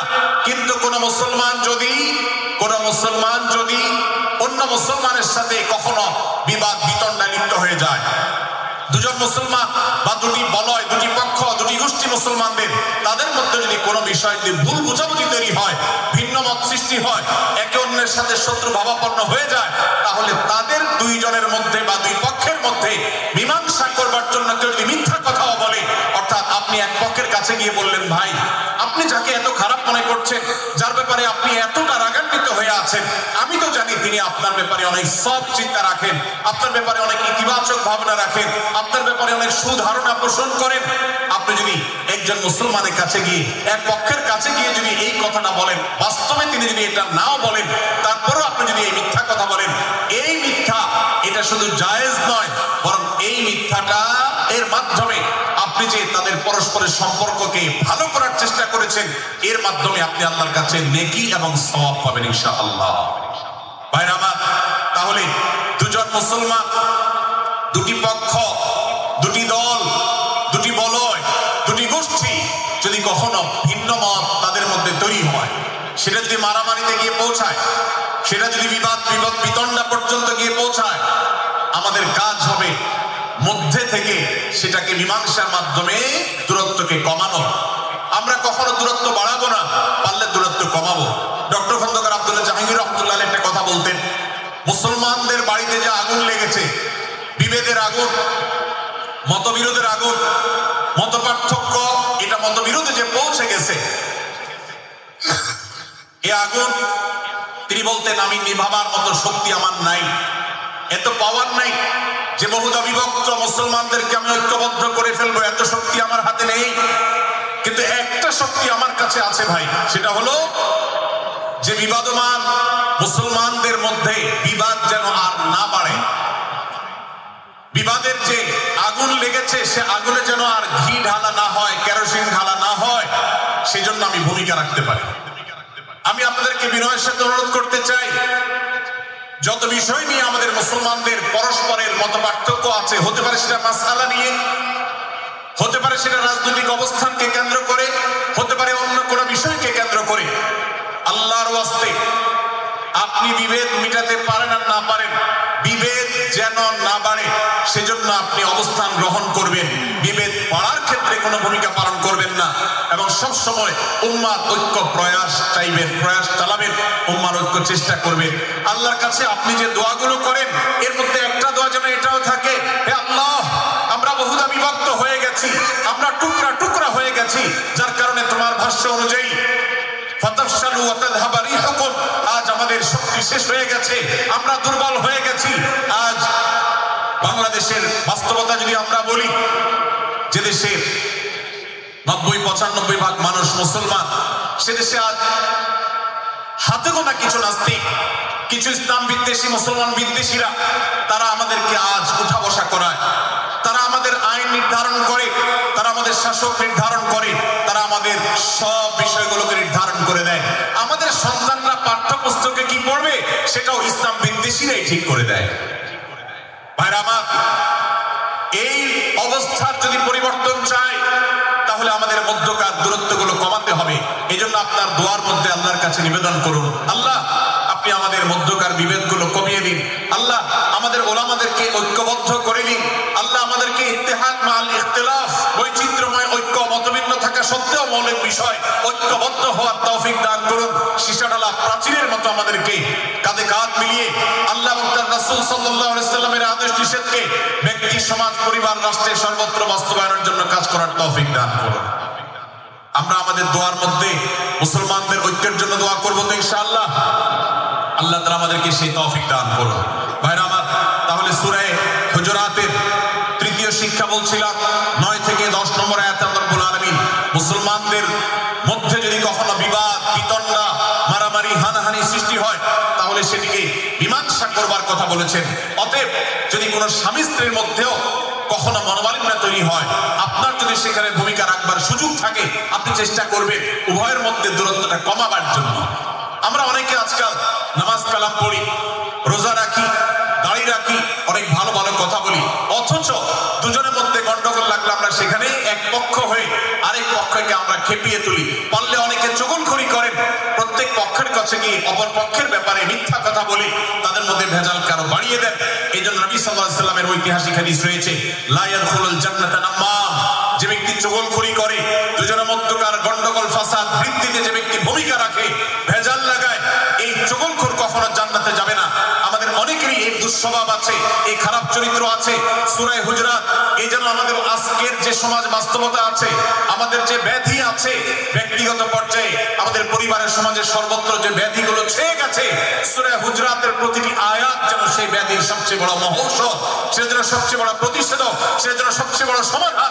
এই জন্য আমি বলেছি শুরুতে, আমার যদি আল্লাহ শক্তি সামর্থ্য দিতে প্রত্যেক মুসলমানের হাতে পায়ে ধরে সূরা হুজুরাতের 18টি আয়াত, প্রত্যেকটি আয়াত আমি আমার মুসলমান ভাইদেরকে বলতাম, বারবার পড়ুন, বারবার পাঠ করুন, বোঝার চেষ্টা করুন, জীবনকে পরিবর্তন করুন। এদেশে নামাজি মুসলমান আপনি কম বেশি পাবেন, এদেশে রোজাদার মুসলমান কম বেশি পাবেন, এদেশে হজ আদায়কারী মুসলমান কম বেশি পাবেন, এদেশে তাসবিহরত মুসলমান কম বেশি পাবেন, কিন্তু এদেশে আচার আচরণ, কাজ কারবার, আখলাক এবং বান্দার হক এবং অধিকার, অন্যের অধিকার সংশ্লিষ্ট বিষয়ে সচেতন মুসলমান আপনি খুব বেশি পাবেন না। আর এই জন্যই আমাদের জান্নাতের পথে অনেক বড় অন্তরায় হয়ে আছে। আজ আমাদের চরিত্রগুলো নষ্ট হয়ে গেছে। আমরা নামে মুসলমান, আমরা চুগলখড়ি করি, আমরা নামে মুসলমান, দুজনের মধ্যে গন্ডগোল সৃষ্টি করে দেই। গন্ডগোল আগে থেকে সৃষ্টি থাকলে সেটাকে বাড়াবার চেষ্টা করি। আমরা নামে মুসলমান, আমাদের শিষ্টাচার নাই, আদব নাই, লেহাজ নাই। এই জন্য সূরা হুজুরাতের প্রতিটি আয়াত আমাদেরকে শিক্ষা দেয়।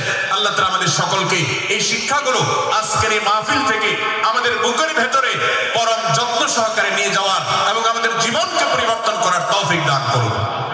ভাইরা আমার, তৃতীয় এই শিক্ষাটি শেষ করে আমি বলতে চাচ্ছি, চতুর্থ আয়াতে আল্লাহ রাব্বুল আলামিন আমাদেরকে বলেছেন, আমরা যেন কেউ কাউকে নিয়ে বিদ্রূপ না করি, ব্যঙ্গ না করি, কেউ কাউকে যেন বাজে নামে না ডাকি, কেউ যেন কাউকে খোঁচাখুচি না করি, কেউ যেন কারোর নাম বিকৃত করে তাকে না ডাকি। ভাইরা আমার, এই আয়াতটি আমি শুরুতে তেলাওয়াত করেছি। আল্লাহ বলেছেন, ইয়া আইয়ুহাল্লাযীনা আমানু লা ইয়াসখার কওমুম মিন কওমিন আসা আন ইয়াকুনু খায়রাম মিনহুম। হে ঈমানদারেরা, হে মুসলমানেরা, তোমাদের কেউ যেন অন্য কারোর নাম ধরে অন্য কাউকে ব্যঙ্গ, বিদ্রূপ, ঠাট্টা না করে। আমরা একে অন্যকে নিয়ে ঠাট্টা করি কি করি না? বিদ্রূপ করার রোগ আমাদের মধ্যে আছে না নাই? ভাইরা আমার, জাগতিক বিষয় তো আছেই, এমনকি দুর্ভাগ্যজনক বাস্তবতা হলো ধর্মের নামে, ইসলামের নামে একদল মুসলমান অপর দল মুসলমানকে নিয়ে হাসি, ব্যঙ্গ, বিদ্রূপ, রাশাহাসি এবং নাম বিকৃত করা এবং খোঁচাখুচি করা, এই কাজগুলো আমাদের মধ্যে আছে না নাই?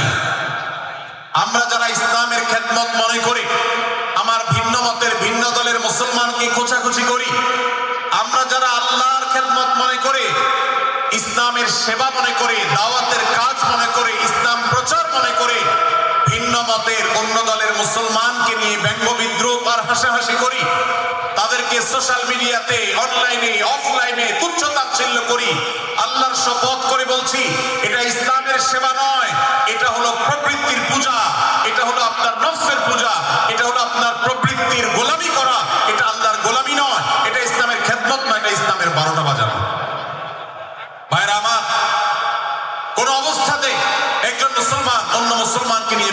বিদ্রোহ করতে পারে না।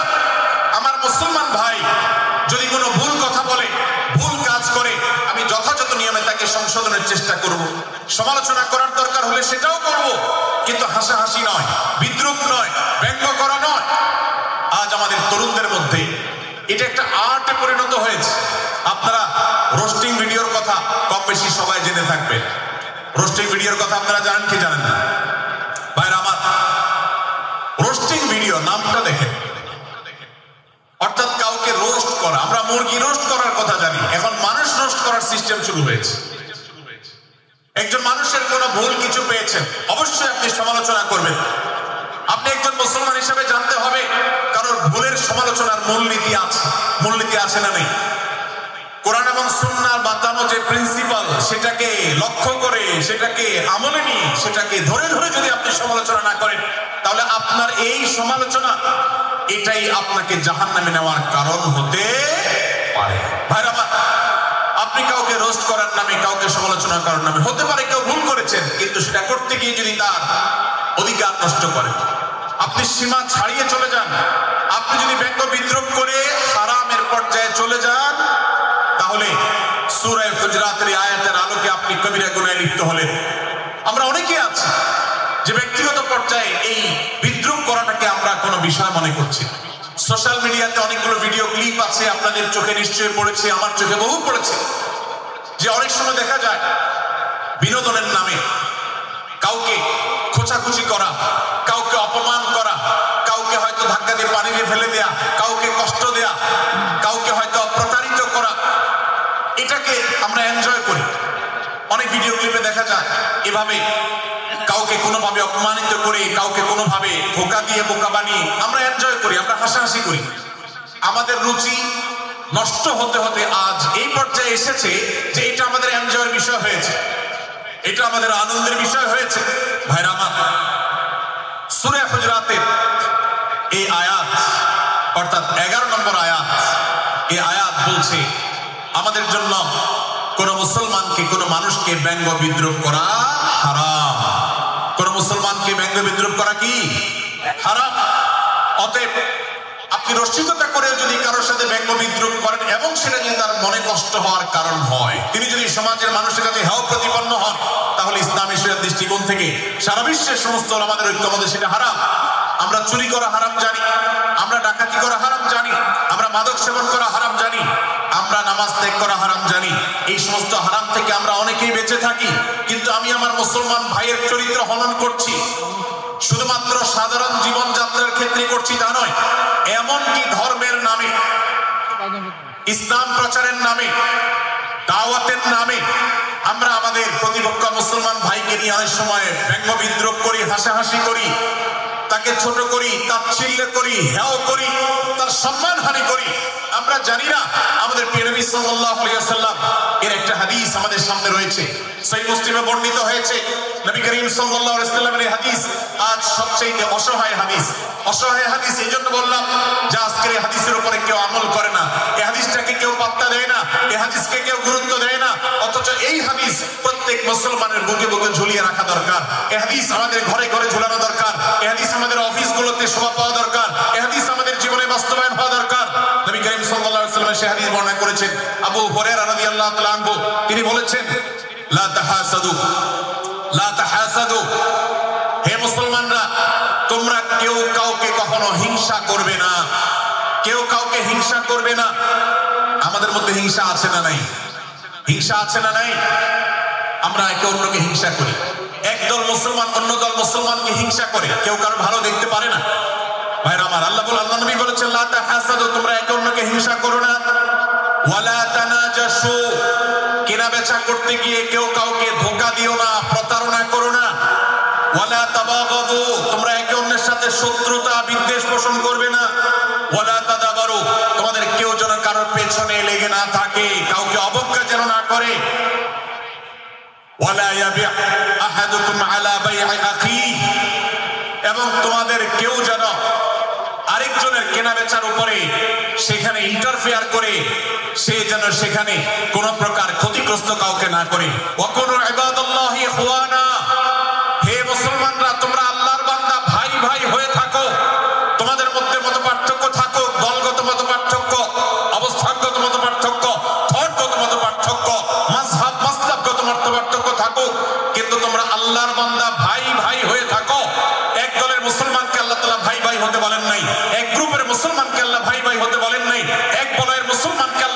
হতে বলেন নাই, নিজ দলের মুসলমানের সাথে আল্লাহ ভাই ভাই থাকতে বলেন নাই।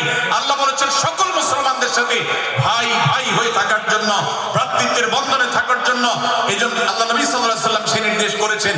আল্লাহ নবী সাল্লাল্লাহু আলাইহি ওয়াসাল্লাম আরো বলেছেন, আল মুসলিমু আখুল মুসলিম, মুসলমান মুসলমানের ভাই, লা ইয়াজলিমুহু ওয়া লা ইয়াখযুলুহু, কোন মুসলমান কোন মুসলমানকে জুলুম করতে পারে না, তার আইল ঠেলতে পারে না, তার জমি দখল করতে পারে না, তার অধিকার নষ্ট করতে পারে না, তাকে কথা দিয়ে অত্যাচার করতে পারে না, ওয়ালা ইয়াখযুলুহু, তাকে অপমানিত করতে পারে না, লাঞ্ছিত করতে পারে না, ওয়ালা ইয়াকযিবুহু, তার সাথে মিথ্যা বলতে পারে না, ওয়ালা ইয়াহকিরুহু, তাকে তাচ্ছিল্য করতে পারে না। আত্তাকওয়া হাহুনা, আত্তাকওয়া হাহুনা, আত্তাকওয়া হাহুনা। নবীজি তিনবার নিজের বুকের দিকে তাকিয়ে দেখিয়েছেন, তাকওয়া এখানে, তাকওয়া এখানে, তাকওয়া এখানে। আমাদের অন্তরকে ভালো করতে হবে, সমস্ত মুসলমানদের জন্য উদার হতে হবে, কলিজাকে বড় করতে হবে, মনটাকে ব্রড করতে হবে, প্রশস্ত করতে হবে, অন্য মুসলমানকে ভাই মনে করতে হবে। কোন ভিন্ন মতের মুসলমানের সাথে শত্রুতা পোষণ করা যাবে না। ভাইরা আমার, অতএব এই হাদিসকে সামনে রেখে এই হাদিসের শেষ অংশে নবী সাল্লাল্লাহু আলাইহি ওয়াসাল্লাম বলেছেন, আল মুসলিমু কুল্লুল মুসলিমি আলাল মুসলিমি হারামুন দামুহু ওয়া মালুহু ওয়া ইরদুহু। এক মুসলমানের জন্য অন্য মুসলমানের তিনটি জিনিসকে আল্লাহ তাআলা হারাম করে দিয়েছেন। কোন মুসলমানের রক্ত এটা প্রবাহিত করা, কাউকে হত্যা করা যেরকম হারাম, কোন মুসলমানের সম্পদ অন্যায়ভাবে আপনি ভোগ করবেন, দখল করবেন, মেরে দিবেন, এটা হারাম। ঠিক একইভাবে কোন মুসলমানের সম্মান নষ্ট করবেন, ইজ্জত নষ্ট করবেন, সম্ভ্রম নষ্ট করবেন, অপমান করবেন, এটাকে আল্লাহ তাআলা হারাম করেছে। আল্লাহ তাআলা আমাদের সবাইকে অন্য মুসলমানদের ব্যাপারে এরকম দায়িত্বশীল ভূমিকা রাখার তৌফিক দান করুন, বলুন আমিন। ভাইরা আমার, সূরা হুজরাতের 4 নম্বর আয়াতের শিক্ষাকে ধারণ করে আমরা কারোর প্রতি ব্যঙ্গাত্মক আচরণ করব না। অনেক মুসলমান আছে অন্য মুসলমানদের নাম ধরে ধরে বিদ্রুপ ব্যঙ্গ করেন, নাম বিকৃত করেন। অনেক সময় আমরা রসিকতা করেও আমাদের অনেকের নাম বিকৃত করি। আল্লাহ সুবহানাহু ওয়া তাআলা এটাকে হারাম করেছে। এমনকি নবী সাল্লাল্লাহু আলাইহি ওয়াসাল্লাম বলেছেন, লা তাকুল লিকাসিরিন ইয়া কাসিরু, কোন খাটো বা বেটে মানুষকে হে বেটে, হে খাটো এরকম বলে ডেকো না। নবী সাল্লাল্লাহু আলাইহি ওয়াসাল্লাম বলেছেন, এভাবে ডাকলে তিনি অপমানিত হন। আল্লাহ তাকে এভাবে সৃষ্টি করেছেন। আমরা অনেক সময় দেখা যায় একে অন্যকে খোঁচা মারতে গিয়ে তার গায়ের রং কালো হলে, তিনি দেখতে আকারে ছোট হলে তাকে আমরা ব্যঙ্গ করি, বিদ্রুপ করি, তাকে আমরা তাচ্ছিল্য করি, তাকে আমরা অপমান করি, তাকে আমরা অপদস্থ করি। ভাইরা আমার, এটা আমাদের জন্য হারাম।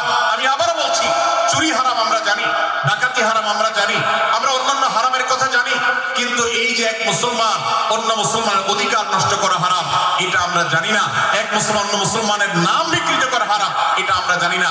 এই ব্যাপারেও আমরা দেখেছি যা আমরা যারা ইসলামের দাওয়াতের কথা বলি, কোরআন হাদিসের কথা বলি, তারাও দেখা যায় সোশ্যাল মিডিয়াতে, ফেসবুকে একদল মুসলমান অন্য দলের মুসলমানদেরকে নানা বাজে উক্তি দিয়ে ডাকাডাকি করে, বিকৃত নামে ডাকে, বিকৃত উপাধি দেয়, খারাপ কথা বলে, অমুকের দালাল তমুকের দালাল ইত্যাদি ধারণা করে কথা বলে। এই কাজগুলো হারাম, এগুলো আমরা কখনো করবো না। 5 নম্বর যে শিক্ষা আছে সূরা হুজুরাতে, সেটা হলো 12 নম্বর আয়াতে আল্লাহ রাব্বুল আলামিন এখানে কুধারণা করাকে হারাম করেছেন, মন্দ ধারণা করতে আল্লাহ তাআলা নিষেধ করেছেন, এবং গীবত করতে, পেছনে লাগতে নিষেধ করেছেন। ভাইরা আমার, এই একটি আয়াত অর্থাৎ সূরা হুজুরাতের 12 নম্বর আয়াত, এই আয়াতটি শিক্ষা ধারণ করে যদি আমরা আমাদেরকে শুধরাতে পারি, সংশোধন করতে পারি, তাহলে ইসলামের মেইন যে কাজগুলো আছে, ঈমানকে বিশুদ্ধ করা এবং শিরক মুক্ত ঈমান আনা, 5 ওয়াক্ত নামাজ পড়ার পর, বান্দার হক আদায়ের পর, এই আয়াতের উপর আমল করলে আপনার জান্নাতে যাওয়ার সবচেয়ে বড় বাধা দূর হয়ে যাবে ইনশাআল্লাহ।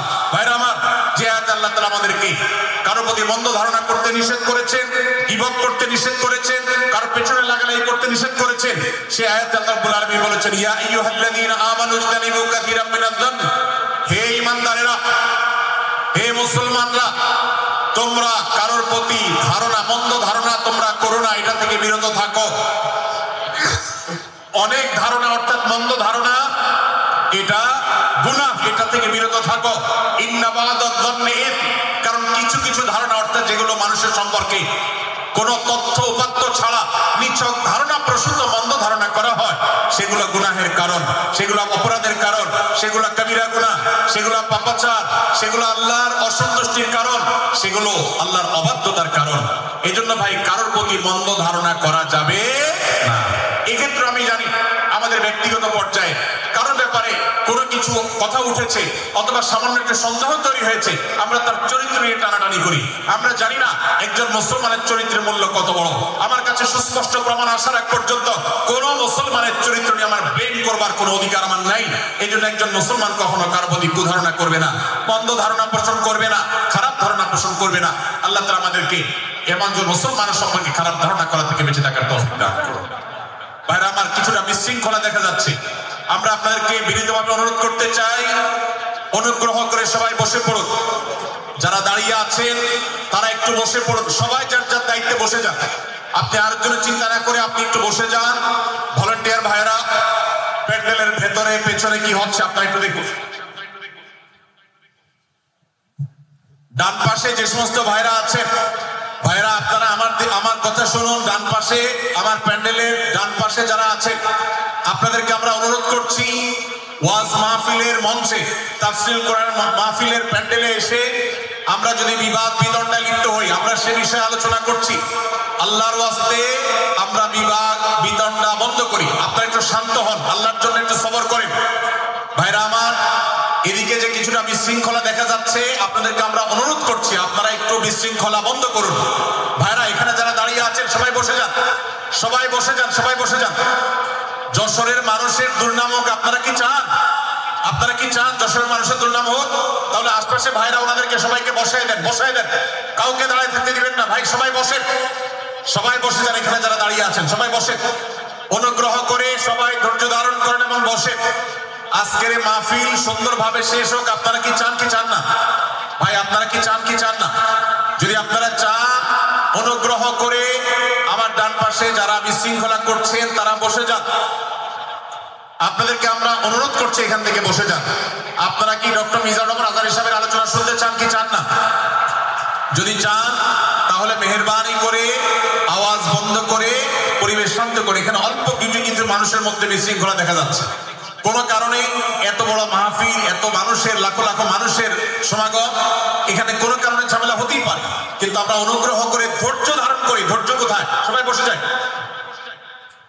সবাই বসে যান, আওয়াজ বন্ধ করে। ভলান্টিয়ার ভাইরা এদিকে বিনয়ের সাথে মানুষদেরকে বসানোর জন্য চেষ্টা করেন। আশপাশের যারা আছেন বসে, তারা দাঁড়ানো ভাইদেরকে হাতে পায়ে ধরে বসান, সবাই সবাইকে টান দিয়ে বসান। ভাই এ পাশে যারা বিশৃঙ্খল আচরণ করছেন তারা আপনারা একটু বসেন। আপনারা যদি বিশৃঙ্খল আচরণ না থামান তাহলে সেক্ষেত্রে মাহফিল সুন্দরভাবে শেষ করা যাবে না। আমার আলোচনার শেষের দিকে আমরা আলোচনা শেষ করে এশার নামাজ পড়বো, তারপরে আমাদের শেষ অধিবেশন হবে ইনশাআল্লাহ।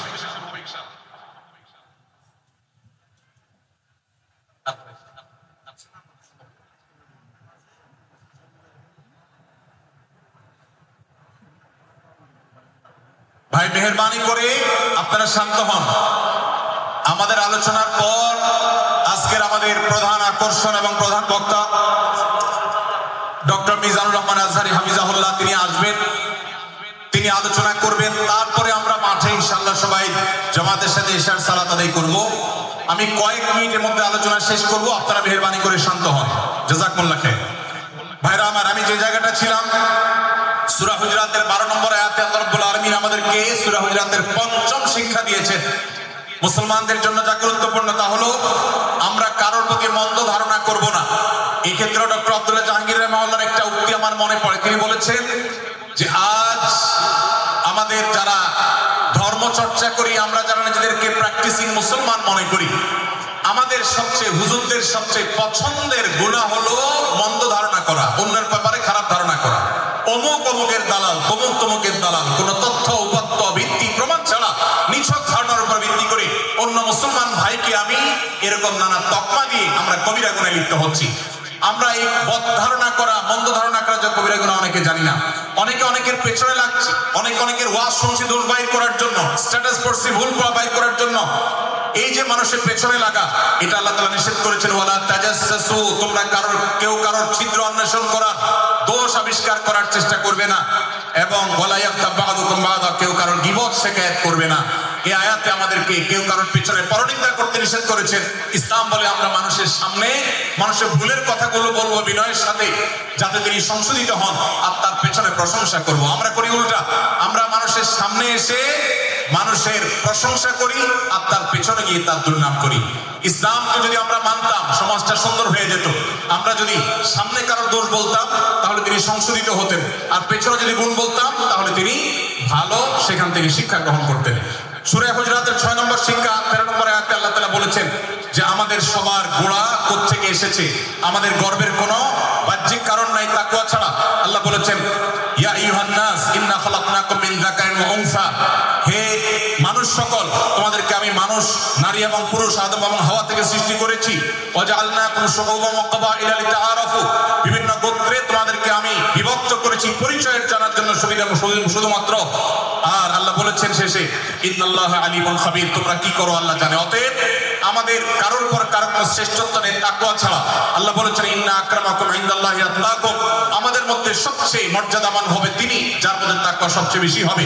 আমাদের কোনো বংশগত গৌরব, কোন অঞ্চলগত গৌরব, অন্য কোনো গৌরব আমাদের থাকবে না, শুধু তাকওয়ার গৌরব আমাদের থাকতে পারে। সেটাও গর্ব, নিষিদ্ধ গর্ব বা অহংকারের মতো নয়, বরং সেটা আমাদের বিনয়ের জায়গা।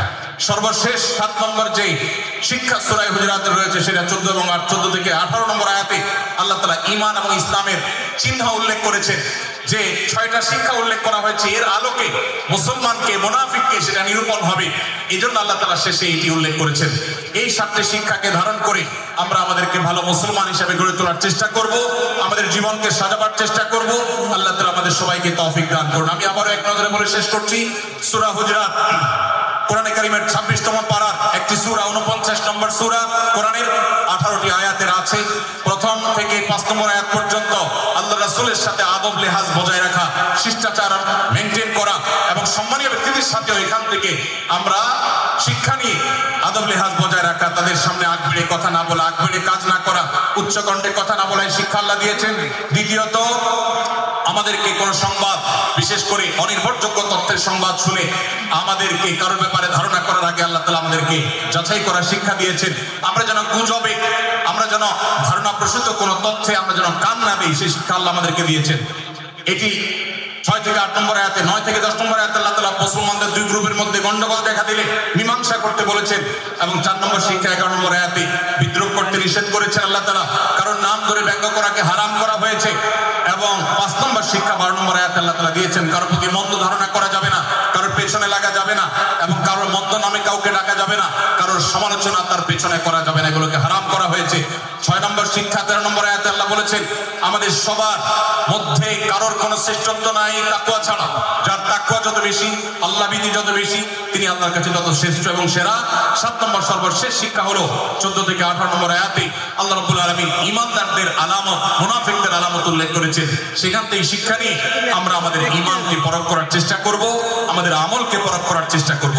আল্লাহ তাআলা আমাদেরকে সূরা হুজুরাতের আলোকে আমাদের জীবনকে গঠন করার তৌফিক দান করুন। আমি আল্লাহ তাআলা আমাদের সবাইকে আজকের এই তাফসীর কোরআন মাহফিল থেকে সূরা হুজুরাতের এই 7টি শিক্ষাকে ধারণ করে ভালো মুসলমান, যে মুসলমান সম্পর্কে নবীজি বলেছেন আল মুসলিমু আখুল মুসলিম, মুসলমান মুসলমানের ভাই। যে হাদিসে নবীজি বলেছেন যে আল মুসলিমু মান সালিম আল মুসলিমুনা বিল লিসানি ওয়া ইয়াদি, মুসলমান সে যার হাত আর মুখ দ্বারা অন্য কোন মুসলমান কষ্ট পায় না, নিরাপদে থাকে। আমরা আমাদের সমাজকে শান্তিপূর্ণ সুশৃঙ্খল রাখতে হলে আমাদেরকে মুসলমান হতে হবে, ভালো মানুষ হতে হবে। আমাদের হাত মুখ দ্বারা কেউ কষ্ট পাবে না, কারোর হক নষ্ট করব না, কারোর অধিকার নষ্ট করব না, কারোর কষ্টের কারণ হবে না, কাউকে আঘাত করব না, কাউকে গালি দিব না, কারোর কোনো প্রকার অধিকার খর্ব করব না, জুলুম করব না। আল্লাহ তাআলা আমাদের সবাইকে কোরআন এবং হাদিস যে মুসলিমের চিত্র অঙ্কন করেছে, কোরআন এবং হাদিসে মুসলিমের যে রূপরেখা বর্ণনা করেছে, কোরআন এবং হাদিসে যে আদর্শ মুসলমানের চিত্র উপস্থাপন করেছে, আল্লাহ আমাকে, আপনাকে, আমাদের সবাইকে সেই মুসলমান হওয়ার তৌফিক দান করুন। আমিন। ভাইরা আমার, আমরা মুসলমানরা যদি কোরআন হাদিসের আলোকে আদর্শ মুসলমান হতে পারি, বিশ্বের মানচিত্র পরিবর্তন হতে সময় লাগবে না, বাংলাদেশের পরিস্থিতি পরিবর্তন হতে সময় লাগবে না। তবে সবকিছুর আগে আমাদেরকে বদলাতে হবে, আমাদেরকে মুসলমান হতে হবে, কোরআন এবং হাদিসের বাস্তব অনুসারী হতে হবে।